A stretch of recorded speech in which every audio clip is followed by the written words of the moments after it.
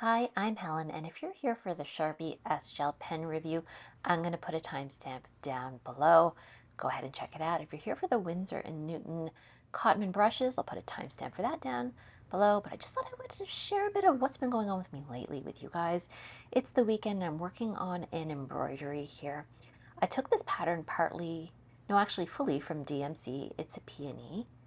And I think it's going to be pretty in this 3-inch hoop. I'm really enjoying making these really small hoop projects because I'm finding when I'm doing like something in an 8-inch hoop, it takes well over a week and I lose patience and I lose stamina. So if you're a beginner hand embroidery practitioner, I'm not sure what is the word I'm looking for here, artisan in training.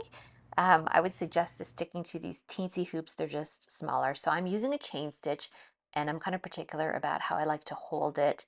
I like to tension it away from me, which is I think opposite to how a lot of people do it. But if you're not into hand embroidery, this is absolutely useless information that I'm sharing with you anyway, just in the hope that maybe I'll inspire you to take up this ancient, really, really old textile craft slash art. I would love to see embroidery get more respect than it has at present. It's very rarely considered to be really an art. It's considered more in the craft or artisan realm.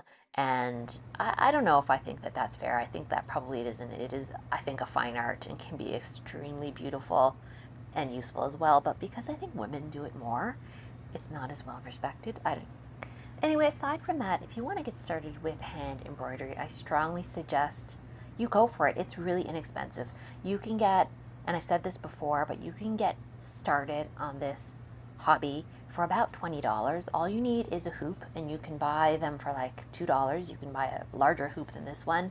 You can get some threads. In fact, you can get a whole package from like Michael's in a variety of different colors that'll keep you well supplied for probably a year, and that probably costs around $7. And needles, a little package of needles costs about $5. It's super affordable.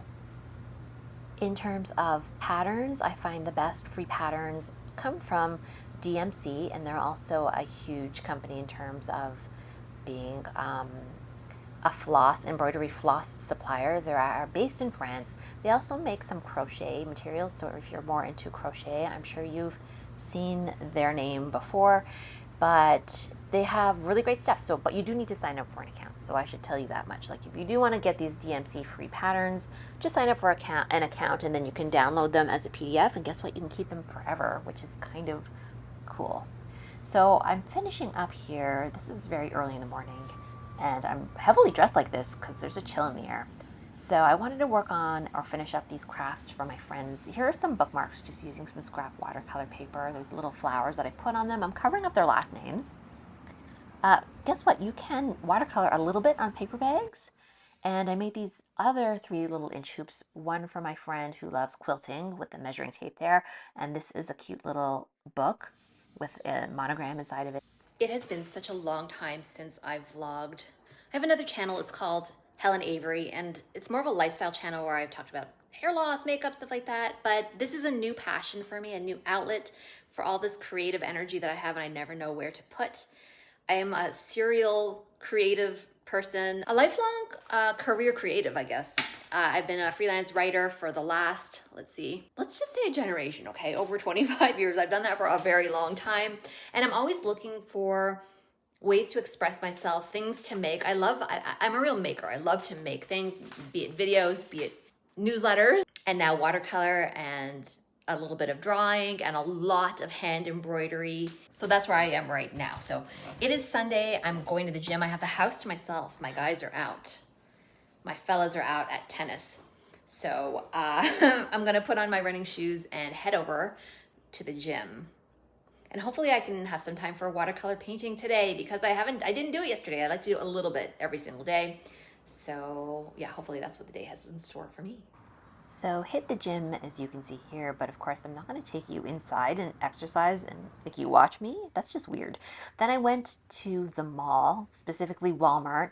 I know, but I had to go there for something else as well. So I had to take this terrible, just kidding, actually it was really nice, walk through the park, and here I am. This is Dufferin Park in Toronto, so I'm just cutting through, passing the flowers, and I'm going to head inside of the mall. Oh, there's some ladies having a little picnic lunch, cone flowers, my goodness. And now let's hit the mall together. Busy today, as it always is on the weekend. Here I am in Walmart. It's loud, busy, disorganized. This must be the busiest Walmart probably in all of Canada. Things are in a bit of a disarray. I just want to show you their papers though. They have this brand called North Shore that I think is specific to Canada, and it's actually not bad. So here are all the pens I'm going to be checking out. They have some good brands here, huh? I'm looking specifically for the Sharpie S Gel, and we're going to try that out later. Staedtler, Staedtler, however you pronounce that, Pentel. I was actually really surprised with the vast selection. So here's the S Gel, so we're going to grab that and we're going to test this out. Here we are back at home. And I'm going to draw a little lily of the valley. So if you've never drawn one of these, you need to make a candy cane shape. Then you make these little droplets. And essential to a lily of the valley is you make these little curves, and then you make this little, almost like an upside down cup shape. And then you have 3 little teeth on the bottom. I don't know if that's a good way to describe them. I'm new at describing things that I draw and sketch, because as we've discussed, I'm new to watercolor, but I'm new to drawing as well. I figure that the two of them kind of go nicely hand in hand. So this S Gel, nice and smooth. I really do like this pen, even though I didn't at first. So this is the 0.7 nib, and they say it doesn't smear, but it actually can smear a bit. So that is my take on this. Here's my little Lily of the Valley design. There we have it. All right, so I'm going to set up. Then I am going to do a little bit of filming for these Winsor & Newton Cotman watercolor brushes. I want to make a pretty detailed tutorial on how to use these. So I have that. Also, I'm working on it, so it's either up now or it's coming up, but please do like and subscribe if you're enjoying this and watching this and you want to see these more in depth, because I'm not going to take you through the whole of it right here. I'm just kind of showing you this book. Look at this amazing page inside of this watercolor workbook. It shows you how to mix up these great colors. And so, yeah, I basically spent the afternoon talking. So you'll see this is just footage. I'm voicing it over. I've made a full-length video using all of these Cotman, Winsor, and Newton brushes. So by all means, watch that full-length video. It might be a bit more instructive and informative. I'll go into detail more about them, but now that we're here together, I guess I'll give you the lowdown on these brushes, seeing as we're already here. They're really good. I'm not the world's most experienced watercolor paintbrush user, but I did take an art class where I got to try a whole bunch of different ones. And pretty quickly, pretty early on, I picked up these Winsor and Newton Cotman brushes, which is their student grade line. And they just felt really nice. They have this really nice clack when you clack them against each other as well. It kind of reminds me of chopsticks, which is a very specifically Asian, or in my case, Chinese reference that I feel like if you know, you know. They just have a really clacky, nice textile, not textile, my goodness, I've got textiles on the mind, tactile feel to them. And they work really well. They clean off really nicely. They're synthetic, which is important to me. I know a lot of people like say that the natural hairbrushes are great. I don't think I need that. I'm fine with the synthetics. I don't know if my watercolor level's ever going to be high enough for me to buy a really expensive brush. So I wanted to get everything that I needed as a beginner slash student grade watercolorist. And these definitely do the trick.